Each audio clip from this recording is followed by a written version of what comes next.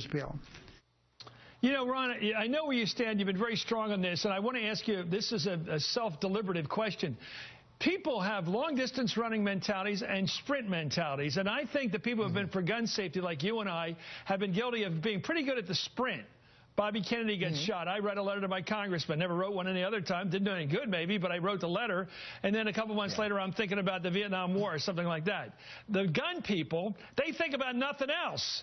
And they never change their minds, never change their attitudes, and never change the frickin' subject. How do you keep an interest among normal people that keeps up with that intense, almost, well, obsession that the gun people have? Well, it's difficult because obsession is the right word. These are single-issue people. They will vote against somebody or for somebody solely on the issue of the Second Amendment, as they would like to have it, or gun rights. But somehow the Democrats, sensible people, the 90% of Americans who would like universal background checks, have to borrow or find that kind of intensity. Just as you notice the ad against Manchin that the NRA ran, they didn't even talk about universal background checks. They simply said he was teaming up with Bloomberg and Obama.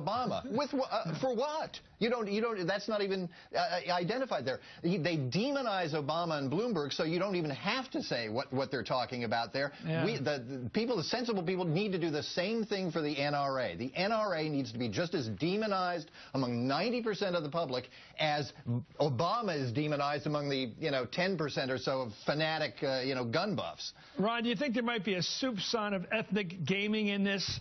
The pictures they put in there, Obama and Bloomberg, maybe a soupçon, a little spoonful of throwing in the ethnic part. It might just turn off people in West Virginia.